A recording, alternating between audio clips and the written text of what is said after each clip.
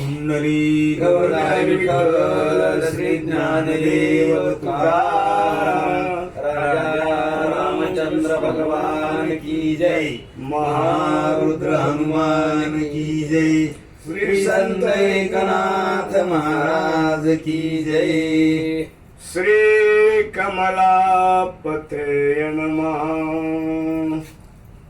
वसिष्ठ निमित्त कथन ऐकोण्या लक्ष्मण पुढे कैसे शाप मोचन झाले जी रघुनंदना.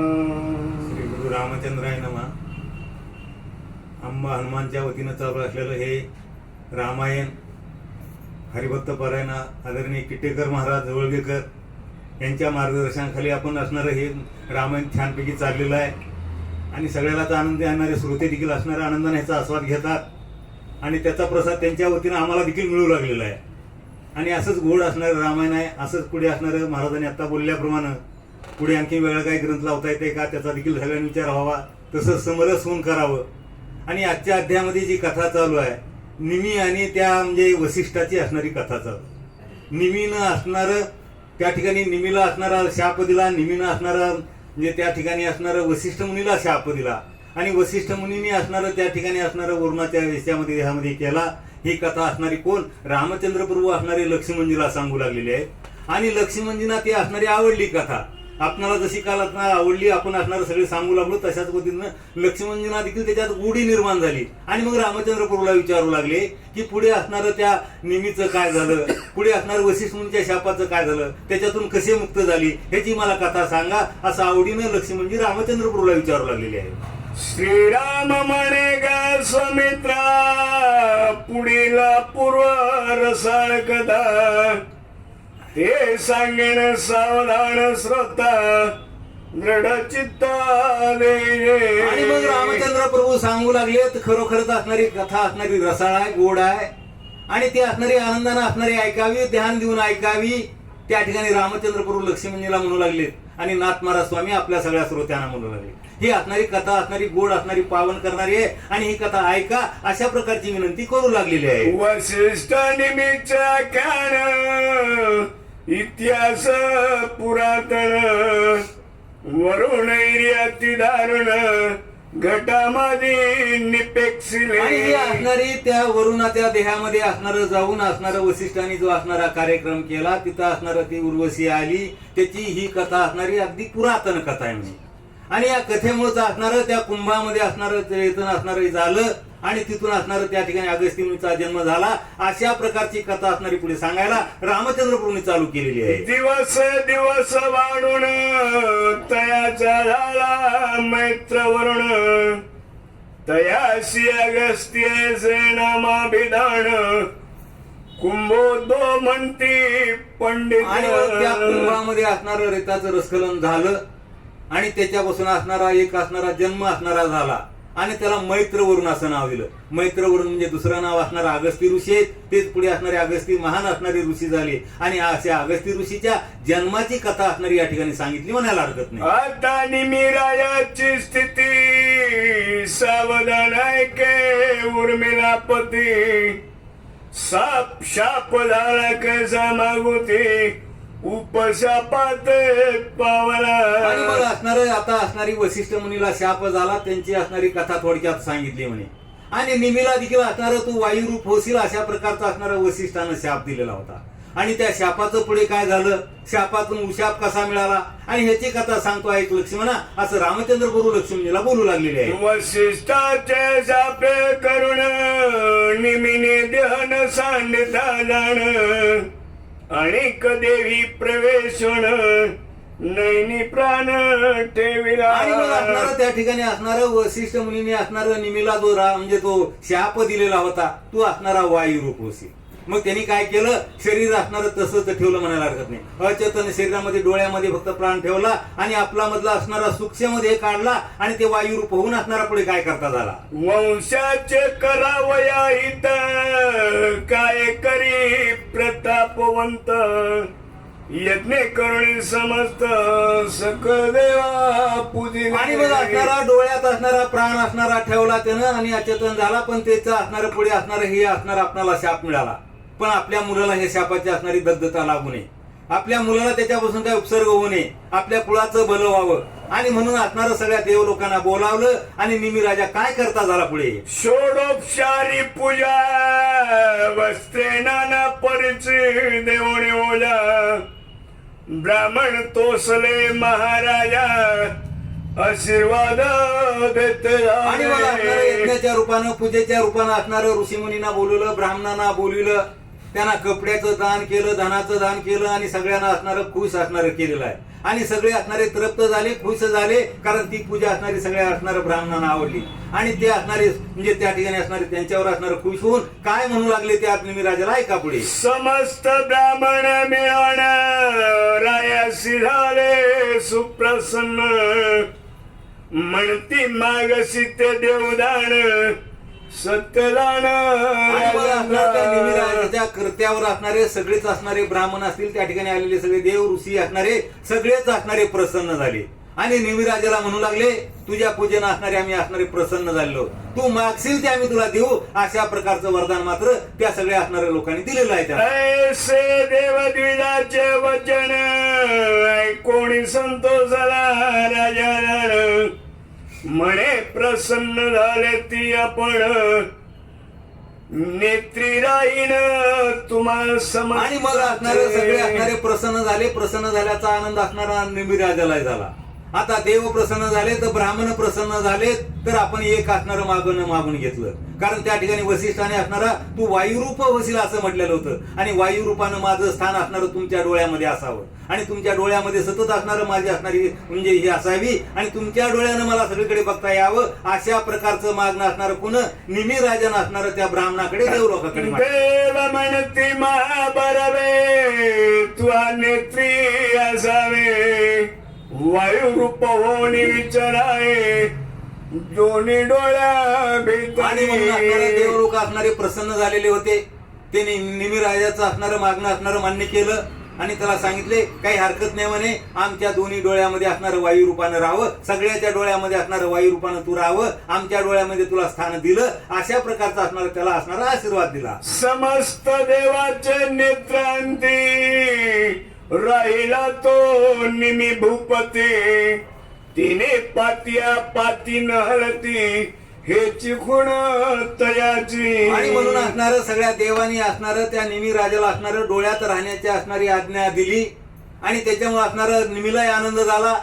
आणि देव लोक असणारं त्या निमीच्या असणारं त्या तपश्चर्यावर त्याच्यावर असणारे म्हणजे प्रसन्न झालेले होते. आणि त्यांनी असणारं आपल्या डोळ्यामध्ये साठलं वायू रूपानं आणि त्यांच्या डोळ्यानं असणारा निमी असणारा सगळीकडे बघू लागला म्हणायला हरकत नाही. आणि म्हणून त्याची एक असणार खून नाथ महाराज सांगतात की त्या ठिकाणी असणारं ज्याचे म्हणजे देवाचे डोळे उघड म्हणजे आपले असणारे उघड झाप असणारे होते, पण देवाचे असणारे डोळे उघडच असतात म्हणे, ते असणारे झाकल्या जात नाहीत. आणि ज्याचे डोळे झाकत नाही त्याला देव पण असतं. आणि असं असणारे ते उघडे का असतात तर निमी राजा त्यांच्या डोळ्यामध्ये जाऊन बसलेला असतो. अशी असणारी कथा या ठिकाणी सांगू लागलेली आहे. यज्ञचे देव स्वर्गा प्रती सुख स्वानंदे वर देवणी राहते मागे ऋषी स्वर काय स्थिती करते झाले राजद्या. आणि मग असणारं अशा प्रकारे असणारं निमीचं असणारं अचेतन हे पडलेलं होता. त्याचं असणारं काय झालेलं आहे पुढे त्या डोळ्यामध्ये असणारं दैवाचं स्थान मागितलेलं आहे आणि डोळ्याचं स्थान मिळालं. सगळे असणारे लोक असणारे आलेले होते, त्या ब्राह्मण असतील, ऋषी असतील, देव असतील, यज्ञाच्या ठिकाणी आलेले होते.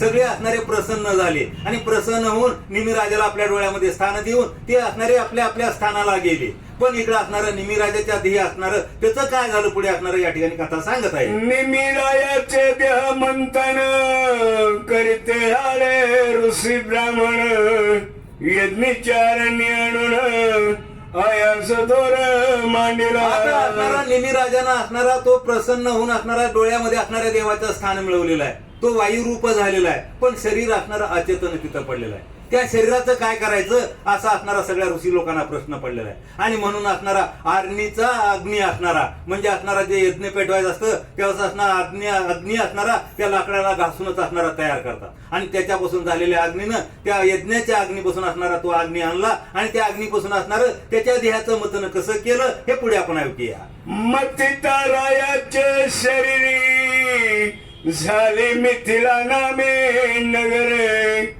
तदंसे जन्मला तो नरपवर तयाशी जनक बोलिले. आणि मग त्या निमी राजाचं असणारं देहाचं मंथन केलं, म्हणजे त्याला असणारा अग्नी दिला म्हणायला हरकत नाही. आणि अग्नी दिल्यानंतर त्या अग्नीच्या मधून असणार त्या निमीच्या देहापासून असणारी मिथिला नगरी तयार झाली म्हणे. आणि मिथिला नगरीचा नृपवर असणारा त्या ठिकाणी होणारा असणारा तयार झाला आणि त्याला असणारं जनक म्हणतात. म्हणजे विदेही जनक, म्हणजे जनक असणार ते नाव नाही, प्रत्येक येणाऱ्या राजाला असणार त्या ठिकाणच्या मिथिलेच्या राजाला जनक म्हणतात. आणि अशा प्रकारची जनकाची असणारी नामावली तिथून पुढे चालू झाली. मिथिला नगरी तिथून असणारी पुढे असणारी त्या ठिकाणी उदयाला आली, असं असणार या ठिकाणी सांगत आहे. पूर्वी देही नव्हता म्हणून विदेही तत्वता, ऐसी लक्ष्मणा झाले कथा मिथिलेशा जनकाची. आणि निमीच्या देहापासून असणारी मिथिला नगरी झाली. आणि त्या निमीच्या देहामध्ये असणारा तो वायुरूपाने असणारा बाहेर गेलेला होता. आणि ते असणारं त्याचं मंथन केल्यानंतर त्या ठिकाणी असणारी मिथिला नगरी झाला. आणि त्या ठिकाणी जनक असणारा, त्या ठिकाणी मिथिलेचा असणारा जनक राजा असणारा झाला, ज्याला देह नाही, जे असा असणारा विदेही असणारा तो जनक राजा, असं असणारी त्यांची राजाची नामावळी पुढे चालू झाली असं सांगतात. ऐसे रघुनाथाचे शब्द रत्न ऐकोणी सुमित्र नंदन, थोर विस्मय पावण सुख संपन्न असे असणारे पैदा. रामचंद्र प्रभूने रिमीच्या देहापासून असणारी मिथिला नगरी झाली. त्या ठिकाणी जनक असणार, जनकाच्या राजाची असणारी उत्पत्ती असणारी कशी झाली ही रामचंद्र प्रभूने सांगितलं. आणि लक्ष्मणजीने ऐकलं. आणि लक्ष्मणजीने ऐकून असणारा अत्यंत असणारा विस्मय वाटला, आश्चर्य वाटलं. अशा प्रकारचं असणारे ज्येष्ठेच्या कर्मानं, ज्येष्ठेच्या प्रारब्धानं कुणाचं कसं होतं, शाप दिल्यानंतर शापातून ते कसं बलं होतं, कसं वाटलं होतं, हे असणारा प्रारब्धाच्या योगानं असणारं कसं कसं घडतं ह्याचं आश्चर्य असणारं लक्ष्मणजीला वाटू लागलंय. आणि रामचंद्र प्रभू असणारी ह्या कथा सांगू लागलेली आहे. लक्ष्मण म्हणे रामाची भार्गवचे त्या कथा सुरसी, ऐकोणी आश्चर्य वाटे मानसी पुनरपी श्रवण करावे. आणि म्हणून असणारं त्या ठिकाणी लक्ष्मण जे असणारे रामचंद्र प्रभूला विनंती करीत आहेत. हे असणाऱ्या कथा असणाऱ्या गोड आहेत.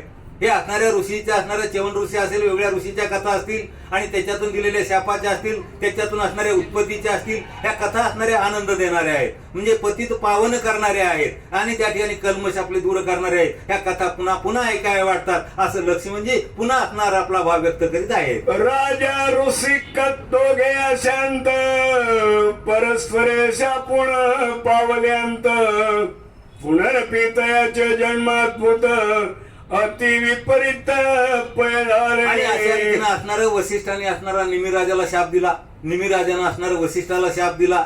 आणि या शापातून असणारं त्यांचं असणारं देहाची असणारी मुक्तता झाली. पण असणारं वायुरूपानं दोघांचे देह राहिले. आणि पुढल्या असणारा त्या स्थूल देहातून पुढले असणारे कसे जन्म घेतले, त्यांची कथा पुढे कशी झाली, ह्याची कथा मात्र असणारा आपल्याला सांगत आहे. पुढील कथेचे अनुसंधान ते मला सांगावे कृपा करुण, लक्ष्मणाचे अर्थ देखून रघुनंदन बोलता. आणि लक्ष्मणाचा त्या ठिकाणी भाव असा आहे की पुढे असणारं निमिराजाचं काय झालं, वसिष्ठाचं काय झालं, त्यांनी कुठले जन्म घेतले, कशा प्रकारचे झाले. आणि अशा भावानं असणारं त्या रामचंद्र प्रभूला असणारं लक्ष्मणजी विचारू लागले. आणि लक्ष्मणजीचा भाव पाहून रामचंद्र प्रभू असणारी सगळ्या कथा असणाऱ्या सविस्तर असणाऱ्या सांगू लागलेल्या आहेत. पूर्वी नहुष राजा सूर्यवंशी, तयाचा पुत्र ययाती नामेसी, प्रजा पाळणी संतोष द्यासी, गो ब्राह्मणासी कृपा आणि मग असणारी कथा करी. सांगायला रामचंद्र प्रभूंनी चालू केलेली आहे. पुढे असणारं सूर्यवंशी कुळामध्ये नहुस राजा, आणि नहुस राजाचा पुत्र असणारा ययाती. आणि ययाती राजा कसा होता, असणारा धर्मपरायण होता, आपल्या प्रजेला असणारा पुत्राप्रमाणे सांभाळायचा, असा असणारा पराक्रमी ययाती राजा असणारा जन्माला त्या ठिकाणी आला म्हणे. दोघी स्त्रिया त्याला गुण अति प्रसिद्ध रूप गुणे करुण, तयाची नामे सुमित्रा जाण सवगसी उदारी. आणि तो असणारा सूर्यवंशी कुळामधला ययाती राजा. आणि ययाती राजाला असणाऱ्या 2 पत्न्या होत्या. आणि त्या 2 पत्न्याची नाव काय, त्यांची काय कथा झाली पुढे सांगतो, ऐक म्हणे. शर्मिष्ठा नामे ज्येष्ठ पत्नी, वर्षप्रियाची नंदिनी, कनिष्ठ ते देवयानी, दैत्य गुरुची कन्या. आणि मग रामचंद्र प्रभू सांगू लागले त्या ययातीला असणाऱ्या 2 पत्न्या होत्या. पहिली पत्नी असणारी ती वर्षपर्व्याची कन्या असणारी ती शर्मिष्ठा, आणि दुसरी असणारी पत्नी होती ती शुक्राचार्य असणारी गुरु दैत्याचे, त्यांची मुलगी असणारी देवयानी ही असणारी दुसरी पत्नी होती. अशा दोन पत्नी असणाऱ्या ययातीला होत्या असं या ठिकाणी सांगतात. ज्येष्ठ शर्मिष्ठेशी झाला पुत्र, पुरुनामे सुंदर गुणवंत, देवयानी एक सुत, यदुनामे पहिला. आणि मग असणाऱ्या ययाती राजाला दोन असणाऱ्या पत्न्या होत्या, आणि त्या दोन पत्न्याला असणारी दोन मुलं झाली. पहिली असणारी शर्मिष्ठा असणारी पत्नी होती, तिला यदू नावाचा असणारा म्हणजे पुरु नावाचा असणारा तो पुत्र झाला, आणि दुसरी असणारी ते देवयानी होती, त्याला असणारा यदू असणारा तो असणारा पुत्र झाला. अशी असणारी कथा या ठिकाणी सांगतात. दोघी असती संवत्सर, ययाती श्रेमिष्ठ प्रियकर, तिचे दोघे आवडती कुमार, देवयानी नावडे पुत्र. आणि मग असणाऱ्या ययातीला असणाऱ्या दोन पत्न्या होत्या, आणि दोन पत्न्या असल्यास काय होते पुढे सौती मत्सर हा होतो. एका पुरुषा दोन नारी, पाप वसे त्याच्या दारी, पाप न लागे धुंडावे, वाटेल ते पाहिजे त्याने तेथे जावे, तेथे जावे, असं असणारी पत्नी होती. मग असणारा राजाची पत्नी असू द्या, कुणाची पत्नी असू द्या, एक आवडती असते आणि एक ना आवडती असते. तसंच असणार ती शर्मिष्ठा आणि शर्मिष्ठाचा पुत्र असणारा पुरु हे असणारे कुणाला आवडते होते त्या ययाती राजाला. ऐसे यदुने जाणून मातेचा केला अपमान, देवयानी प्रीतिकर जोडून यदु पुत्र बोलता झाला. आणि मग दुसरी असणारी देवयानी होती ती ना आवडती झाली. मग तिचा पुत्र असणारा यदू देखील असणारा तो ना आवडता झाला, आणि त्याला असणारा अपमान सहन होईना गेला, आणि अपमान सहन होईना गेला असणारा आपल्या मातेला देवयानीला काय बोलू लागला तो पुढे. म्हणे माते अवधारी, पिता तुझा माझा अपमान करी, तरी मी वाचे ना संसारी, जीव देईन आपुला. आणि मग असणारा यदू असणारा आपल्या आईला असणारा देवयानीला म्हणू लागला, म्हणजे ह्या जगण्याला काय अर्थ आहे का म्हणे. मग आपले वडील असणारे ययाती राजा मलाही बरं बघत नाही तर तुलाही बरं बघत नाही, आणि मग अशा ह्याच्यात जगायचं कशाला, मला तरी वाटतं असणारं मरावं, ह्याच्यात असणारं जगू नये असा भाव असणारा त्याचा बोलू लागलेला आहे. मी करीन विषपान, अत्वाग्नी काष्टे भक्षिण, सर्वता प्राण सांडीन, हे दुःख माझे न देख. आणि माझ्यानं असणारं हे दुःख आता सहन होत नाही म्हणे. अपमान सहन करायला देखील असणाऱ्या काही मर्यादा असतात, आणि ययाती असणारा तुझाही अपमान करतात, माझाही अपमान करणार, आणि म्हणून असणार मला जगा वाटत नाही. एक तरी मी विषपान करीन मी, किंवा असणारा अग्नीमध्ये उडी घेईन, आणि कशाही प्रकारे माझा प्राण त्यागावा अशी माझी इच्छा झालेली आहे, असा आपल्या आईला असणारा तो असणारा यदू असणारा बोलू लागलेला आहे. आय कोणी पुत्राचे वचन, देवयानी झाली उदिग्न, तशीच पितृग्रहाय म्हण, काय करीती पैळाली. आणि मग असणारं पुत्राचं असणारं त्या ठिकाणी बोलणं असणारं त्या असणारं यदूचं असणारं पुन्हा देवयानीनं ऐकलं, आणि खरं म्हणजे असणारं किती त्रास झाला आणि काही झालं तर स्त्री असणारी आपल्या पुत्रासाठी जगत असते.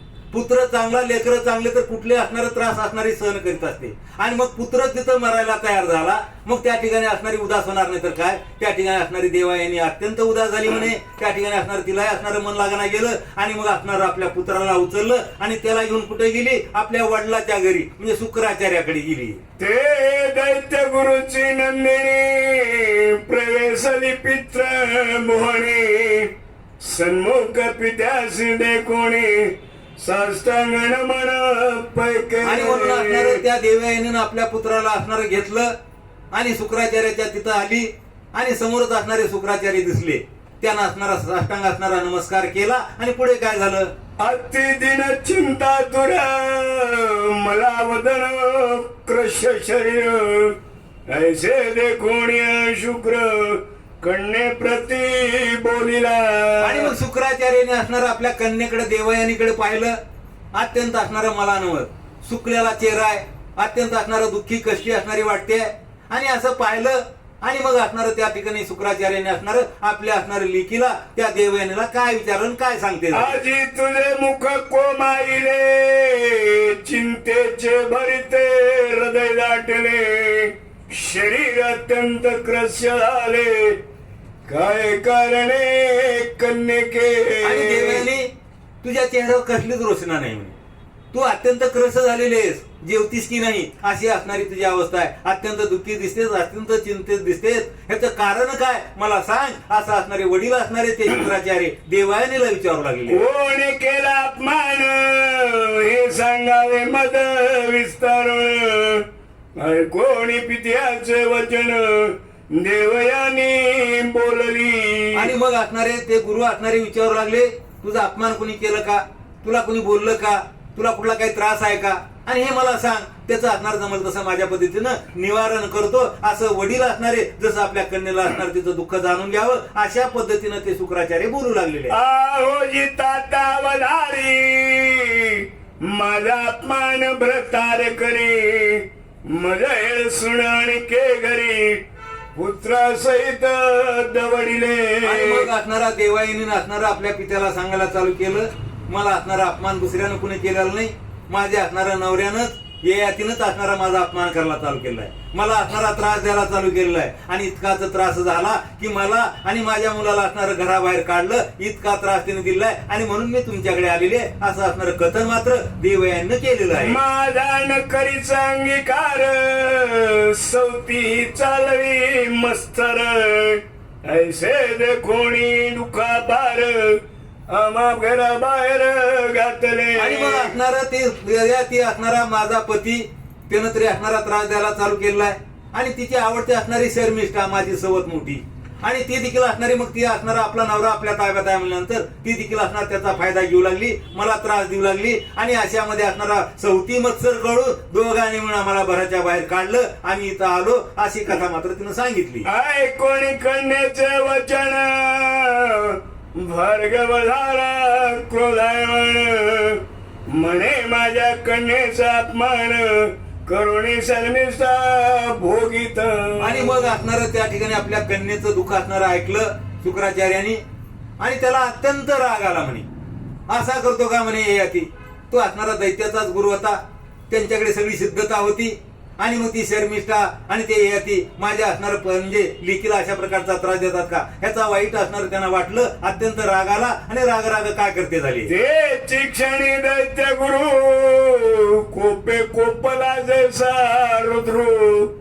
म्हणे सृष्टीचा संहार करू की समुद्र शोषू सातही. आणि मग इतका राग आला त्या गुरुला की त्या ठिकाणी असणार आता मी सृष्टीचं काय करू. जसं असणारा प्रलय काळ येतो तेव्हा असणारा शंकर असणारा रागाला येतात आणि सगळं असणारं नष्ट करतात. तितकाच राग असणारा त्या कुणाला त्या असणारा दैत्य गुरु असणारा शुक्राचार्याला आलेला आहे. आणि त्यांना वाटतं या सगळ्या असणारं सृष्टीचं पार हे करू की सगळे समुद्र असणारं पिऊन पार करू. अशा प्रकारचा इतका राग असणारा त्यांना आला असं सांगतात. क्रोधे थरथरा कापद जेथे होता जामात. तिथे शुक्र येवणी त्वरित शाप तात्काळ दिदला. आणि मग असणारा त्या ठिकाणी अत्यंत राग आला की असणारा तिथं पाऊल असणारं ठेवायला गेलं. आणि मग लगेच असणारा आपला जावाय जिथं येत होता तिथं आले आणि त्यांनी असणारा रागामध्ये असणारा काय शाप दिला पुढे आपण ऐकूया. आगा ययाती महावीरा राज्यामध्ये उन्मत्त झाला शिखरा.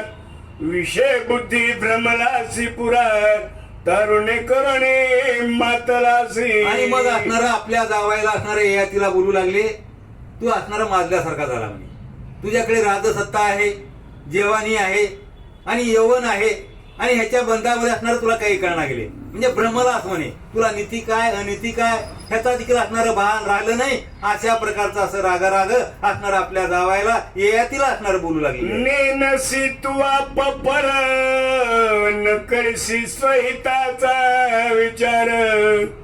ऐसा तू पावशी जरा शीघ्र अजिचे काळी. आणि म्हणून असणार त्या ठिकाणी शुक्राचार्य बोलू लागले, तुला असणारा कुठलाही निषेध राहिला नाही म्हणे.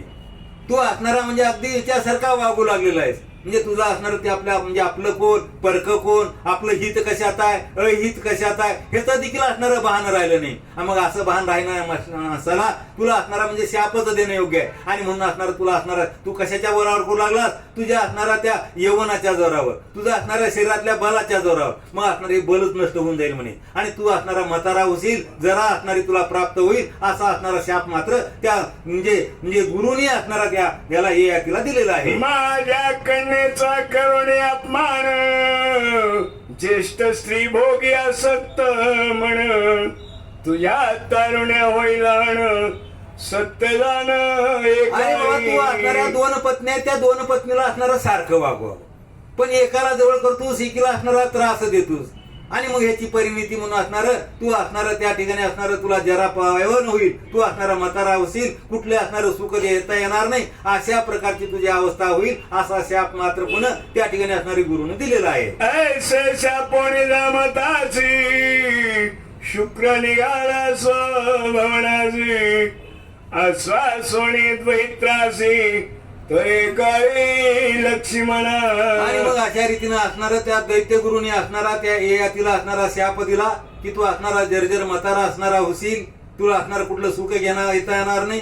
आणि आपल्या असणारं नातवासाठी असणारं हे सगळं कुणी केलेलं आहे, दैत्य गुरुनं असणारं केलेलं आहे. आणि अशी कथा मात्र लक्ष्मणजीला असणारं रामचंद्र प्रभू सांगू लागलेले आहे. रावणारीचे वचन कोणी सुमित्र नंदन, म्हणे स्वामी भार्गवेच्या पुण निधनागमन पै केले. आणि मग असणारं त्या ठिकाणी असणारं रामचंद्र प्रभूने असणारं लक्ष्मणजीला सांगितलेलं आहे की त्या ठिकाणी असणारं दैत्यगुरु शुक्राचार्यांनी त्या ययातीला असणारा शाप दिला, जर्जर असणारा म्हातारा होशील असा शाप दिला. आणि आपल्या असणारं त्या ठिकाणी गेलं. आणि ह्याचं आश्चर्य असणारं लक्ष्मणजीला वाटू लागलं. आणि पुढे काय झालं, तदनंतर श्री रघुपती शाप पावणे ययाती, पुढे काय करिता झाला ते मला परती सविस्तरे सांगा. आणि मग असणारे लक्ष्मणजी असणारे रामचंद्र प्रभूला विचारू लागलेले आहेत, आता तो असणारा म्हातारा झाला, त्याला शाप असणारा दैत्यगुरून असणारा दिला.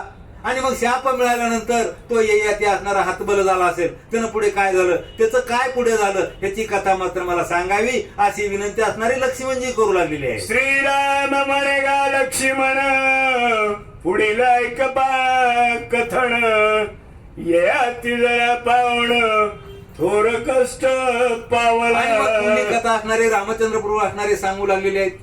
मग असणारं त्या ठिकाणी असणारं म्हातारपण असणारं कुणाला प्राप्त झालेलं आहे, ययातीला झालेलं आहे. आणि खरं म्हणजे असणारं त्याला असणारा आपल्या राजमध आलेला होता, त्या ठिकाणी असणारा आपल्या म्हणजे संपत्तीचा आणि सगळ्या वेगवेगळ्या पद्धतीचा असणारा माज आल्यामुळं ही असणारं त्या कथा झाली. पण एकदा म्हातारपण मिळालं की त्याला पश्चाताप होऊ लागला वागण्याचा. आणि मग असणारे त्याला कष्ट होऊ लागले, काय करावं कळना गेलं. असा असणारा बेदर अवस्थेमध्ये असणारा तो ययाती गेला आणि दुःख करू लागला म्हणे. पाचारोणी पुत्रा यदुसी, ययाती म्हणे पुत्रा परवेशी, जरे निमी होतो बहुत क्लेशी, ते जरा तू अंगीकारी. आणि मग असणारं त्याचं दुःख अत्यंत होऊ लागलं, त्या म्हातारपणाचे चटके बसू लागले, म्हातारपणाचा असणारा सगळे विषयाचा भोग घ्यायचा त्याला राहू लागला. आणि त्याच्यामुळे त्याचा असणारा बेचैन झाला. आणि बेचैन झाल्यानंतर हे म्हातारपण कुणाला तरी द्यावं वाटू लागलं. आणि मग म्हातारपण कुणाला द्यायला तयार झालाय, आपला असणारा जो नावडता पुत्र होता देवानीचा पुत्र येतू, त्यालाच म्हणू लागला माझं असणारं म्हातारपण घेतोस का तू, आणि घे अशी विनंती करू लागला. कुंडली गौरी विठ्ठल श्री ज्ञानदेव तुकाराम, राजा रामचंद्र भगवान की जय, महारुद्र हनुमान की जय, श्री संत एकनाथ महाराज की जय.